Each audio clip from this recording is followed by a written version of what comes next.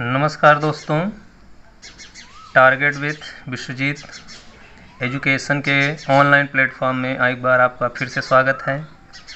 आज हम यहाँ पर एक नया टॉपिक स्टार्ट करने वाले हैं जिसका नाम है समुच्चय। हिंदी में इसको बोलते हैं और अंग्रेजी में सेट्स बोला जाता है। यह टॉपिक एक ही बहुत ही इसमें व्यापकता दिखाई देती है।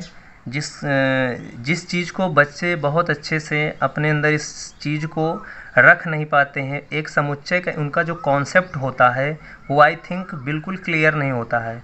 तो उसके पॉइंट ऑफ व्यू से हम यहाँ पे समुच्चय को बहुत अच्छे से डिफ़ाइन करने का प्रयास किए हैं और आई होप ये चीज़ें आपको अच्छी लगेंगी और अच्छी लगेगी तो इसको शेयर कर दीजिएगा अपने फ्रेंड्स के ग्रुप में।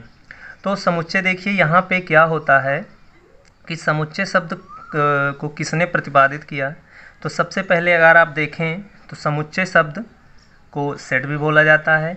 समुच्चय शब्द का प्रतिपादन या स्टेबलाइज़र इसके कौन है, वो जॉर्ज कैंटर साहब है। जॉर्ज कैंटर एक जर्मन के मैथमेटिशियन थे, ठीक है, जिन्होंने इसका जो है प्रतिपादन किया। अब सबसे पहले चलते हैं कि कॉन्सेप्ट ऑफ सेट क्या है। सबसे बेसिक कॉन्सेप्ट आपका सेट क्या होता है, सबसे बेसिक समस्या बच्चों के लिए यही होता है।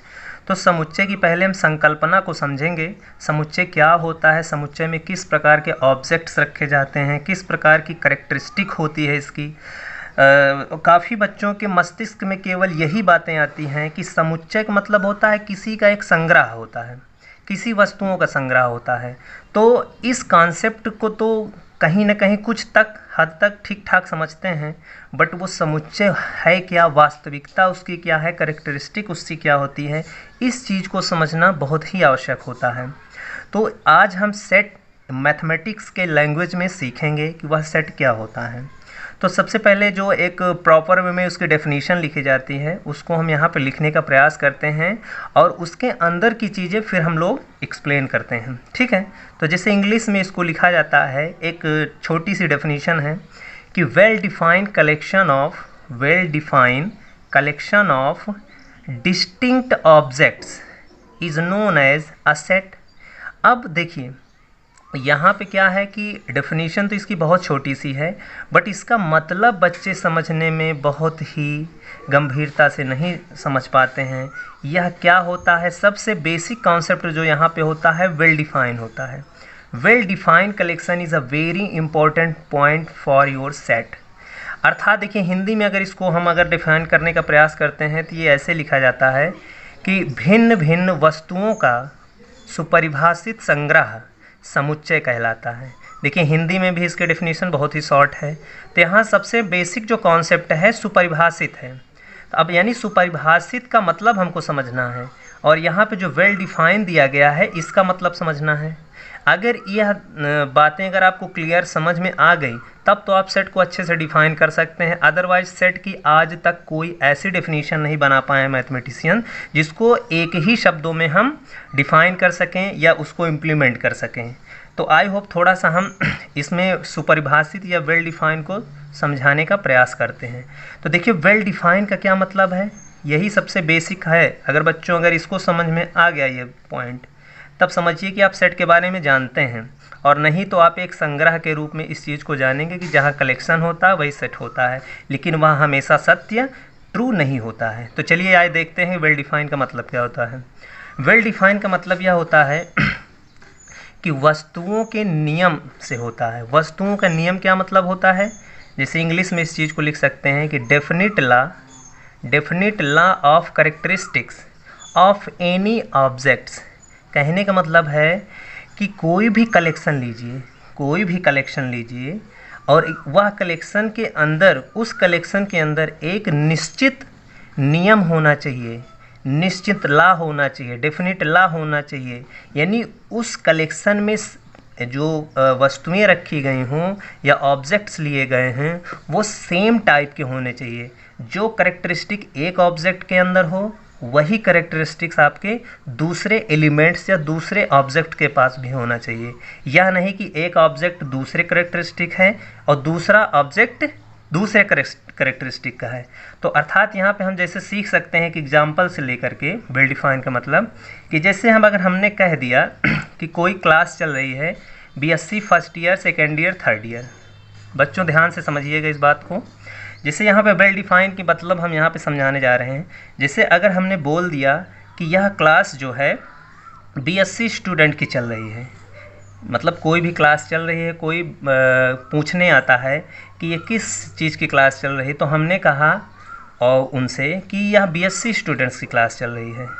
तो अब बीएससी स्टूडेंट्स की क्लास चल रही है तो इसका मतलब क्या है, अब इसमें वेल डिफाइन का प्रॉपर्टी का क्या है कि यहाँ पे बीएससी फर्स्ट ईयर के भी बच्चे आ सकते हैं, बीएससी सेकेंड ईयर के भी बच्चे आ सकते हैं और बीएससी थर्ड ईयर के भी बच्चे आ सकते हैं। बट यहीं पे अगर उसने पूछा होता कि बीएससी फर्स्ट ईयर की क्लास चल रही है क्या, तो बीएससी फर्स्ट ईयर की क्लास अगर हमने बोल दिया है तो उसमें हम यह लैंग्वेज नहीं यूज कर सकते हैं। बच्चों ध्यान से देखिएगा, हम उसमें क्या लैंग्वेज नहीं यूज कर सकते हैं कि यह बीएससी की क्लास नहीं है, यानी अर्थात ये किसकी क्लास चल रही है, बीएससी फर्स्ट ईयर की क्लास चल रही है। अर्थात अगर हमने वहाँ पे यह लैंग्वेज यूज कर दिया कि यह बीएससी स्टूडेंट्स की क्लास चल रही है तो फिर ये first year BSc first year का जो वेल डिफाइंड प्रॉपर्टी है वो डिस्टिंक्ट हो सकता है। क्योंकि बीएससी स्टूडेंट्स में तो BSc first year, second year, third year तीनों ईयर के बच्चे आ जाएंगे। लेकिन आपने अगर स्टेटमेंट में यह कह दिया है कि हम बीएससी फर्स्ट ईयर की क्लास चला रहे हैं तो अब आप वहाँ पे बीएससी स्टूडेंट्स नहीं कहिएगा। यही थोड़ा सा डिस्टिंक्शन होता है यहाँ पे चीज़ों को समझने के लिए। और दूसरा एग्जांपल हम ले सकते हैं, जैसे कि मान लीजिए सपोज एक आपके पास बॉक्स है, ध्यान समझिएगा, एक बॉक्स है आपके पास और दूसरा भी बॉक्स है। अब हम दो बॉक्स लेते हैं, ए है ये बी है बॉक्स, ठीक है। अब हमने कहा कि ए जो है, ए में हम केवल बॉल पॉइंट पेन का हम कलेक्शन रखे हैं, बॉल पॉइंट पेन का कलेक्शन रखे हैं। और दूसरे में हमने कहा कि जेल पॉइंट का कलेक्शन है, ये जेल पेन है, इसमें बॉल पॉइंट है, बॉल पॉइंट पेन है, ठीक है। तो अगर हम अब यहाँ पे मैंने तो ये डिफाइन कर लिया कि ये जो सेट ए है यानी बॉक्स ए है उसमें हम केवल और केवल बॉल पॉइंट पेन का कलेक्शन रखे हैं और दूसरे में हमने कहा कि इसमें केवल और केवल जेल पेन का कलेक्शन रखे हैं। अगर हम यह कह देते कि यह जो इस बॉक्स ए है यह एक बॉक्स है जिसके अंदर पेन रखी गई हैं, तो अब इसमें क्या है, पेन अगर हमने बोल दिया है तो इसमें हम किसी भी प्रकार की पेन रख सकते हैं, यानी बॉल पॉइंट भी रख सकते हैं, जेल पॉइंट भी रख सकते हैं, स्केच भी रख सकते हैं, यानी पेन के अंतर्गत जितने भी लिखने वाली सामग्री आती हैं सबको हम डिफाइन कर सकते हैं। तो इसमें सबसे बेसिक कॉन्सेप्ट होता है स्टेटमेंट आपका क्या है। अब अगर सपोज ए पे यहाँ ए आपका बॉल पॉइंट पेन का बॉक्स है तो अगर हम इसमें एक जेल पेन डाल दिया, सपोज अगर हमने इसमें एक जेल पेन डाल दिया तो अब यह क्या बताइए, ये सेट रह जाएगा? नहीं रह जाएगा। क्यों नहीं रह जाएगा?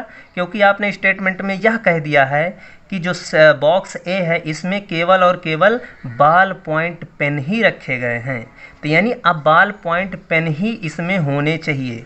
जेल पेन या अदर टाइप्स के जो पेन हैं इसके अंदर अगर आ गए तो यह आपका सेट नहीं कहलाएगा। तो आई होप यह समुच्चय की जो थियरी है वेल डिफाइन का मतलब आप लोगों को समझ में आ गया होगा।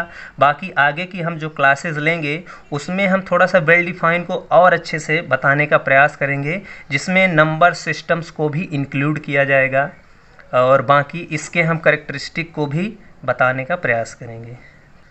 अगर यह जो हमने अभी आपको आर्गुमेंट दिया ऊपर समुच्चय के बारे में, इसको अभी थोड़ा और डिटेल में हम पढ़ेंगे, स्टडी करेंगे, इसके बारे में पढ़ेंगे, इसकी प्रॉपर्टीज़ को पढ़ेंगे। तो इस तरह के वीडियो हम आपको अपलोड करते रहेंगे इस चैनल के माध्यम से। अगर यह आपको पसंद आया हो या टॉपिक अच्छा लगा हो तो इस चैनल को आप सब्सक्राइब कर लीजिएगा, अपने फ्रेंड्स के ग्रुप में शेयर भी कर दीजिएगा, जिससे कि class 11th BSc first year के जो स्टूडेंट्स हैं उनको सेट के बारे में थोड़ा सही से कॉन्सेप्ट क्लियर हो सके। Thank you.